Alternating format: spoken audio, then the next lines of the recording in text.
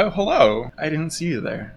I was worried I wasn't going to start on time. I'm not ready. I guess that's why I managed to start on time. Whenever I'm exactly on time and like it's exactly down to the wire, I always feel like panicked, like, this is somehow a failure of time management. But then at the same time, whenever I have extra time left over and it's, a little more cash, I feel like that's also a failure of time management. I could have been using this time for something more productive. I guess I'm just a malcontent who will just never be happy no matter. Might as well get down to business. The stream today will be interesting. I mean, we're like, yeah, I should probably know. There's probably some pretty obvious terms for like the climax. Yeah, that's like a thing. Like the climax and like the denouement. I don't know how to pronounce that word, but I do know that word. The denouement. We're not going to get to that today, but the I'm not pronouncing it right. Like if you look at a story and a narrative like mapped onto a graph of like how dramatic it is over time. Oh, I forgot. I got this stuff. I'll finish that thought at some point. I used like a similar product before, but oh wow, that's weird. It came in like one of those little spritzy bottles, like the little like. This time when I got it, it came in this like weird like highly aggressive, like as you just saw. I was probably supposed to shake it. I feel like it's yelling at me. Like, thanks. I was hoping you could do something polite to my hair. Back to the previous thought. If you look at like did that like leave a weird discoloration? Cool. That's great. We're just gonna look as fabulous as always. It differs from story to story, but there's kind of like a shape, like an overall shape of like how stories are told leading into some like the final events in a book. That's usually when like the big, like when it all kind of comes to a head, right? And then denouement. That refers to when you're on the other side of the hill and you're like kind of like coming back down. Before you get to that big main conflict, like it's not just like a steady like ascent right up to it. It's up and down, and like there's like mini conflicts that lead into it. Today we're gonna start getting into like how apropos, we're gonna start climbing that mountain. And if you recall from last week, one of our characters just was challenged to climb a mountain. It looks like we will all be climbing this mountain together. That's cool. I'm smart. I'm clever. Look how clever I am. The trick's being clever. Not that I'm clever, but just kind of stumbling your way through it until eventually like something relatively clever just kind of like happens and you can be like, oh, let's latch onto that. Much like my approach to cleverness, my approach to applying hair clippies is just kind of like get in there, like see what happens. It's probably going to turn out great. There's no rhyme or reason to anything in life. These are my nihilistic beauty tips. Oh, hello. Bonjour. That's all the French I know, assuming that's French. It looks like French. I also know omelette du fromage. Right before the stream, I fixed myself une omelette du fromage. It was very good. I'm capable of providing more than enough comments for the all of us. Some would say too many, but I try not to listen to the critics. We're doing about average on time management, which is to say awful, but for me that's okay.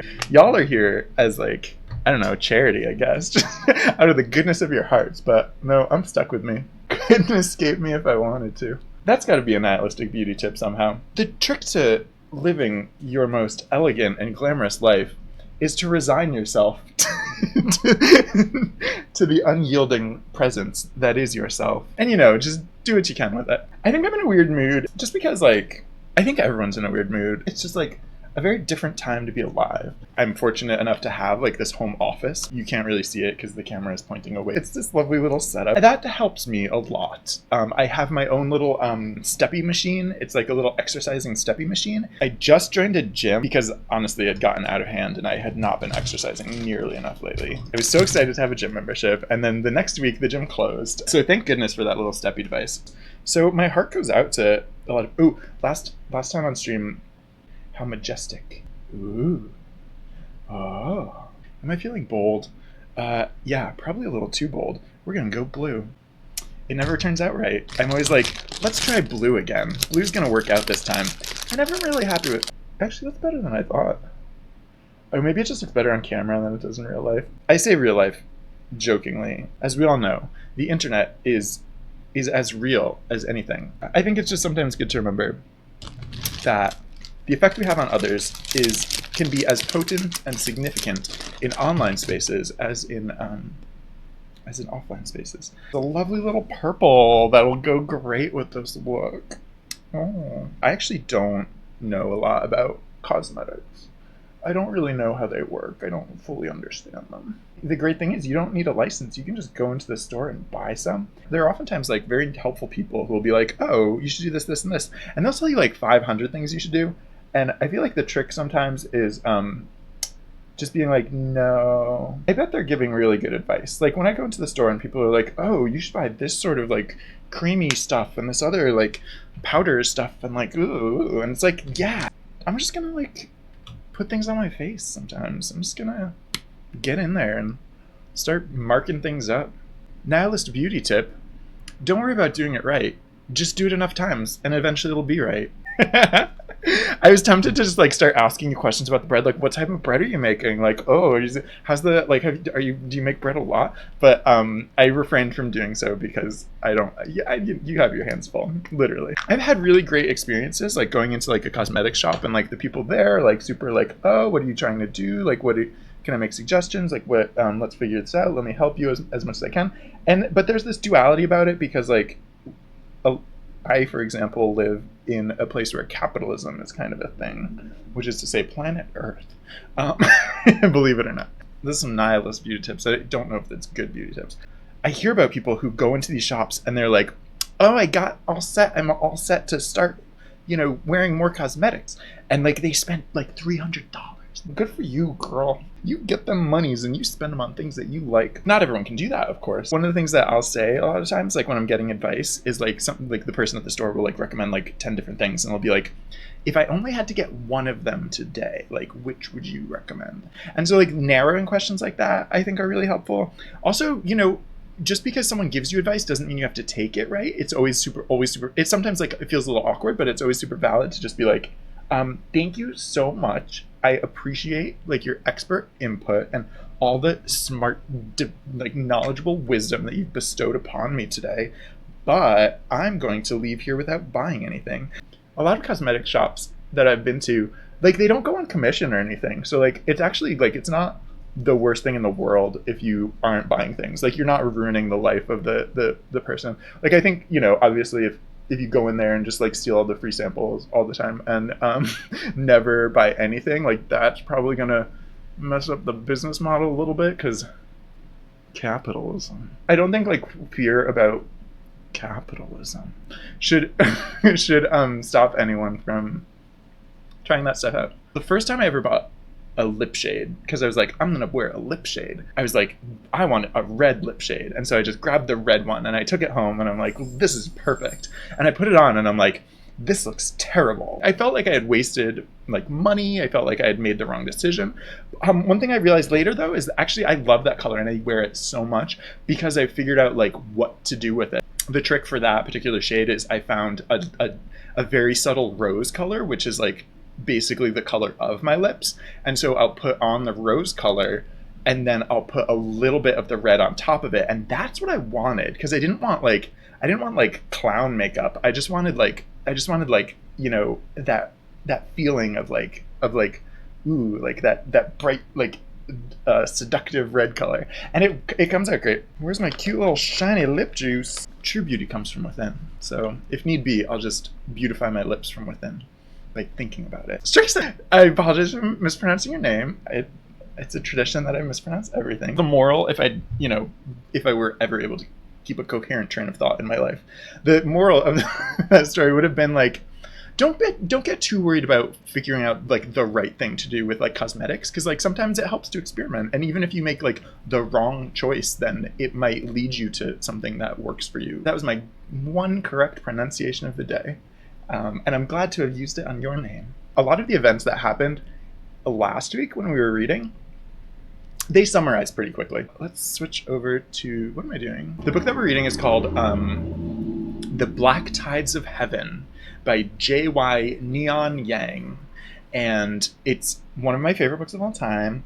And it's wonderful. And okay, so the story so far, there were these two twins, 𝓫𝓸𝓸𝓴 and 𝓬𝓵𝓾𝓫, who were born to the protector. The protector had promised children to the grand abbot of the monastery, because the grand abbot had helped the protector quell kind of a rising rebellion. The protector delivered twins despite only promising one child, and then several years later it became apparent that one of the twins, 𝓬𝓾𝓫, had developed prophecies, the gift of prophecy, which no one in this land had developed in 100 years. The protector was like, well, I gave you 2 children when I only needed to give you 1, so I'm taking this one back. And of course took the good one. The abbot was so nice that he was like, you can have them both back, because they didn't want to be separated. They love each other. They're twins. They're cute.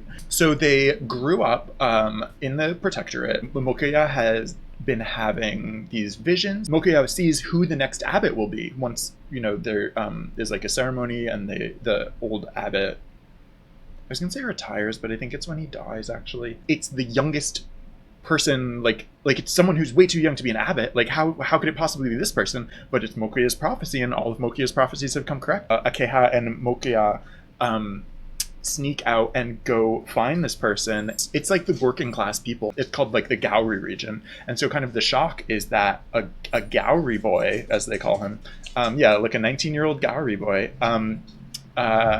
would become the next abbot. 𝓫𝓸𝓸𝓴, the name of the future abbot. 𝓫𝓸𝓸𝓴 becomes friends with 𝓬𝓾𝓫 and 𝓬𝓾𝓫. He invites 𝓬𝓾𝓫 and 𝓬𝓾𝓫 to a circus performance. There's an incident, someone carrying explosives into the circus performance. It's revealed that the protector had attempted to, like, 𝓬𝓾𝓫's predictions will come true, but kind of the protector was gonna try and like sully the new abbot's image as much as possible, so that even when he does become the new abbot, like, he won't be respected, and I guess you won't have trouble with him. In doing so, she risked 𝓬𝓾𝓫 and 𝓬𝓾𝓫's life, and so they're all like super pissed. And so they, in this chapter that we just read, 𝓬𝓾𝓫 and 𝓬𝓾𝓫 accompany 𝓫𝓸𝓸𝓴, and 𝓫𝓸𝓸𝓴 goes to confront the protector and is basically like cool it, lady, like, I'm going to be the abbot, deal with it. The old abbot, or the current abbot, is there, and he is a little old, but he's lovely. He's so sweet. So the protector is like getting all bristly about like, oh no, she's just not pleased. She's just not having it. Where we left off, the head abbot, the current abbot, the reigning abbot, tells about the tradition. To become the new abbot, you have to climb Phoenix something mountain, Golden Phoenix Mountain, and retrieve phoenix eggs from the mountain, and then you become the abbot. Ta-da! And 𝓫𝓸𝓸𝓴 is like, fine, I'll do it. Okay, now we're all caught up. And then take a sip of water first. Staying hydrated is important, especially if like if your schedule is disrupted and things are different. Like, drinking water is a very habit sort of thing. I'm not paid by Big Water. I just think it's important. Chapter 10. I love that even though in the previous chapter leading up to this, like, it built to this like hugely climactic thing, like, I'm going to scale the mountain and collect phoenix feathers. Like, it's just something that happened in the background, and the focus of this chapter was about 𝓬𝓾𝓫. What gender am I? I'm gonna switch back to chat cam just so that everyone can see what we're talking about. Whoops, that's dog cam. Okay, whoops, that's dog cam. I assume that Waffly's Fuzzball's question is for me. I'll get back to you on that one. I'm non-binary is I guess the quick answer to that. The slightly longer answer is that I'm bigender. I experience a wonderful array of gendered what life has to offer. Oh, hello, little pepperonis. Thank you for bringing them in here. Look at these cookies. Look at these little noodles. I'm glad to hear your bread is coming along nicely. Banksy the cat. You have a talented cat. One of the neat things about this chapter, there are definitely examples of like, genderqueer representation in all kinds of fiction, including fantasy. I was so impressed with kind of like how well thought out and how well realized and just how deep and thorough this author, 𝕤𝓵𝓾𝓫, what they did, and in terms of like building this world. And yeah, it's part of the reason that I will love this book forever. That's right. Oh, indeed. Let's get back to it. Chapter 11. In the room he had called home for the last 8 years, 𝓫 was packing. Okay, we got this. He had put together some clothes, simple toiletries, a few days of provisions, and enough money that he could be comfortable, but not so much that he might be robbed. He intended to travel south, where the wind remained mild and the snows did not come. So he didn't need winter clothing. We'll get there. I appreciated the fact that I could not, for the life of me, keep it together in any regard at the beginning of that chapter, because it was so sad. It was so... I'm glad that we started with, like, too much laughter, let's be honest. Way too much laughter. But, yeah, that chapter's such a heartbreak. If you need to be stoic and you can't stop laughing, like, telling yourself to stop laughing is the worst.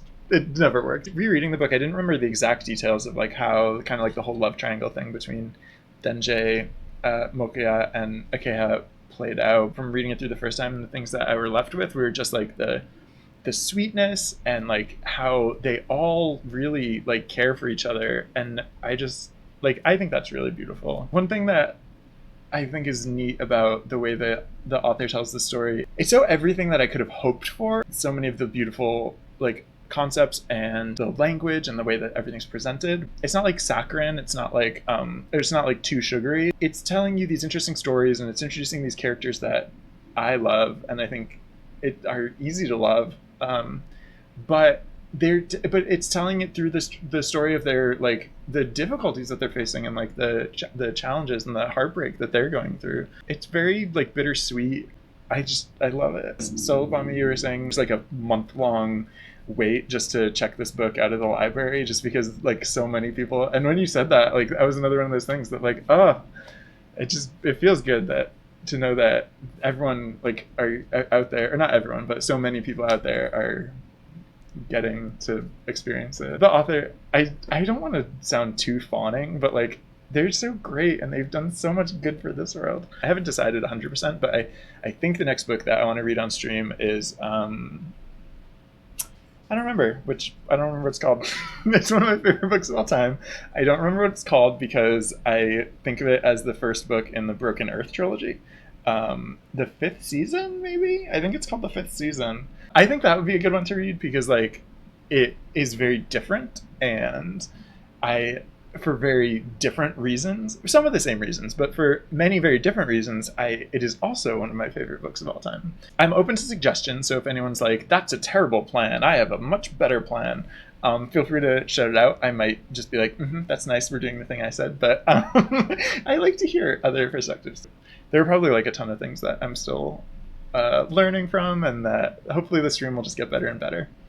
And so thank you everyone for bearing with us on these first few streams where we're figuring stuff out. So now we're on to the third part of the book. Oh yeah, I'm sorry. I was like in the middle of that sentence when I was like, oh, here's that graphic violence. And it occurred to me, once again, I've kind of forgot to warn people about what was coming. I hope no one was eating. Well, that's about as bad as it gets. I have mixed feelings about that kind of thing. Like I kind of, on one hand, I wish like they just didn't include things like that. I think of myself as a pacifist. And I don't like violence. But I think that, on the other hand, like I think fantasy is actually the right place to explore some of those things, because like it's better to have violence in books than violence in real life. And if people can learn lessons from violence in, you know, made up fictional stories, then maybe that they can find ways like Yang Chao was saying, you know, there are other ways to, it doesn't always have to be violent. Yeah, there's not a single problem you can't solve with kissing. Creative use of kissing. I mean, I say that jokingly, but I'm a pacifist. I honestly think that like I think that violence often represents a failure to find a better solution. Like, I think there are always better solutions. I don't think there's a correlation between people who commit violence and people who are bad. I think violence is sometimes the only tool that people have left available to them. A lot of times, actually, it is really justified. It's super justified. It's like downright like close to good. I don't want to sound preachy, but from my perspective, violence always represents a situation that conflict wasn't recognized soon enough, and a solution not involving violence wasn't found fast enough. And that's all there is to that. I don't know why I decided to go into my own personal philosophy, but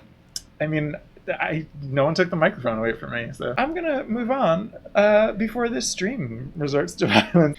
I don't even need a drink of, no, I'm gonna have a drink of water just because it's tradition, it's customary, and also it's healthy. Yum. That's some tasty water. I wonder if I can get my stream sponsored by water. Gay Crimes, brought to you by water. I forgot how this book is kind of like chunked into like the sections so that like each one really has its own specific vibe. The way I'd been remembering it previously, when like before we started reading, is that this was kind of like building to the main conflict. Like the previous chapters were building to the main conflict, but it really tells the story in very discrete like sections. So like, yeah, in a lot of ways, like just now are we getting to like the heart of the conflict. I'm glad I hadn't read that your comment before reading that chapter, because I would have not made it through that. Cool side effect of how gender works. Oh, that's interesting. I never really thought about that. That names just, I guess, don't have gendered connotations. Everyone gets a name when they're born, but who knows what gender? That's interesting. I don't recall it ever like being addressed outright, but that's a good catch. Okay, this is another itty bitty chapter too, so we'll do one more chapter. And then that's going to be all that we have for this evening. It's going to be a great one. This is one of my favorite. I don't remember which chapter this is, but it's going to be great. It's going to be the sweetest chapter you've ever heard. That sounds familiar. The not giving final names. Yeah, I don't know exactly what cultures it is. They aren't expected to keep the names that they're given at birth. Again, it just makes sense. The name I was born with was placeholder. Why not just admit it? I like 𝓬𝓵 as a character. I should look into that because the name thing is really cool. And that's like, I don't know. I love speculative fiction because it imagines like, ooh, what could be, how things, maybe this is an interesting idea to consider. I don't spend nearly as much time reading nonfiction, and like there's a lot of really interesting stuff there because like I don't know, for all I know, there are cultures that like have slackcraft. No, it was actually just this past year or like a year and a half ago I realized that there was like third gender traditions in like the culture of my heritage, which I was like, what? Cis historians just suck. They just suck. They're terrible. No, they're probably fine human beings, but they don't do their job great when it comes to documenting little details like, some entire like segment of the population and how their existence might be culturally relevant to future generations. But I'm not a historian, so thank you for listening to my rant. It's interesting and it's uplifting, and it's there's a concreteness to it that when you do find those things in like nonfiction, it's more palpable maybe in how that can connect to our real lives because it's something that happened in real life. I'm an ally to cis people. Some of my closest friends are cis, so like when I mess up, I'm not perfect. I challenge myself to take those opportunities to improve myself and to like, address what I've done wrong and, commit, not just say, oh, I'll do better, but like find the ways to commit to doing better. And I hope that other people also take that approach. Like cis historians, for example. I love you, but take it to heart. Did I have a sip of water yet? I forget. I'm gonna have another one. Double dip on that hot water sponsorship. So the next stream will be on Thursday, the 26th. I don't know how days work. It'll be Thursday of this week at 5:45 Eastern Standard Time. I decided to stick with the classic 5:45. It's a palindrome. It's a lovely palindrome of time. What's a palindrome? I think it's when things are the same forwards and backwards, and if I'm right, then that made sense. It's actually so delightful to stop and take a little moment to chat with everyone between, oh good, I'm right about palindromes. I'm right about so many things, palindromes included. Oh, have I showed off my tattoo? I love showing off my tattoo. It's pretty. It hurt a lot, but now it's worth it, and I get to show it off a lot. Oh, no, I remember what I was saying. It is so lovely to stop after each chapter and like have a little refreshing break to just chat with some of my favorite fellow nerds. A term I use very affectionately. It's nice having like the structure of like the narrative of the book, and then the little back and forth, and all of your wonderful company has been so just everything I possibly could have hoped for in the stream. So thank you from the bottom of my heart for taking the time.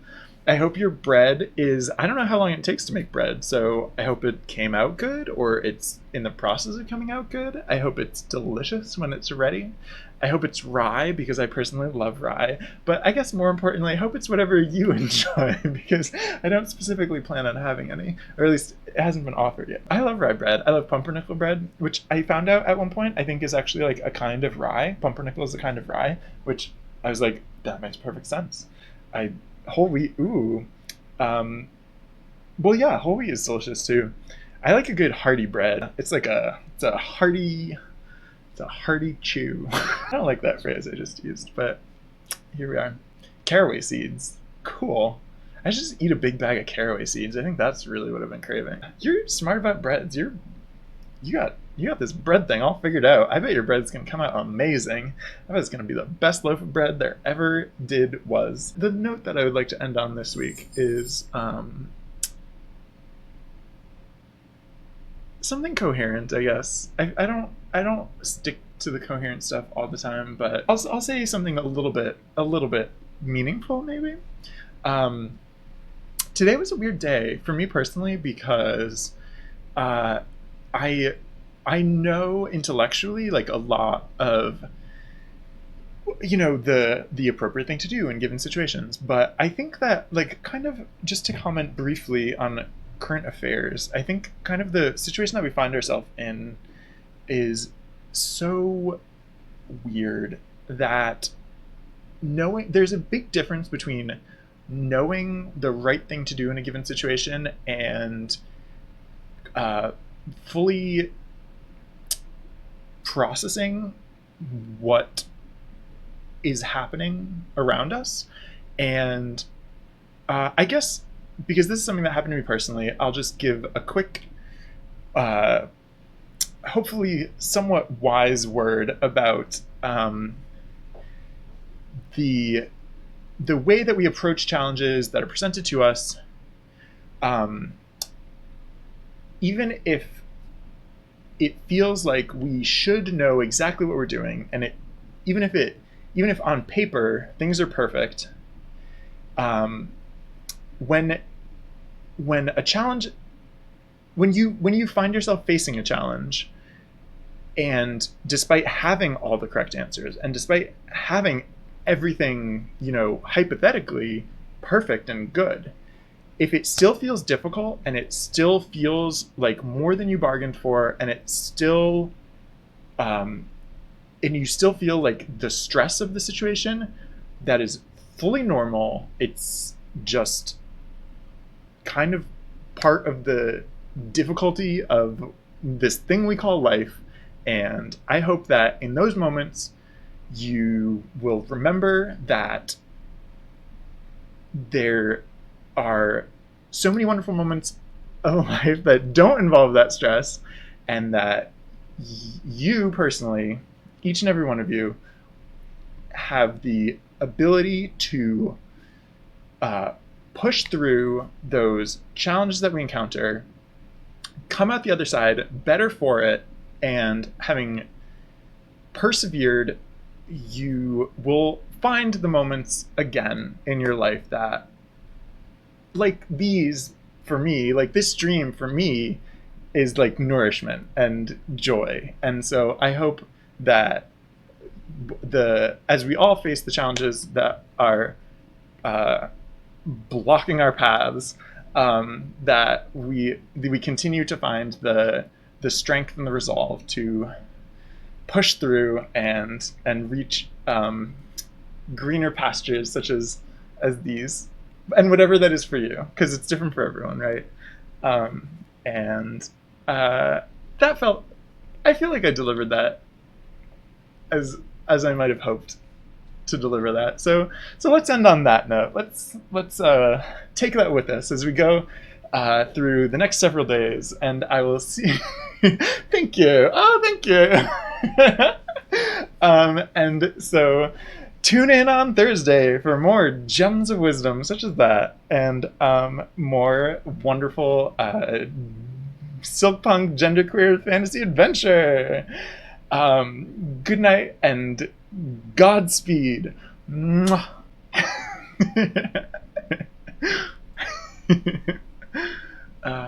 Yeah.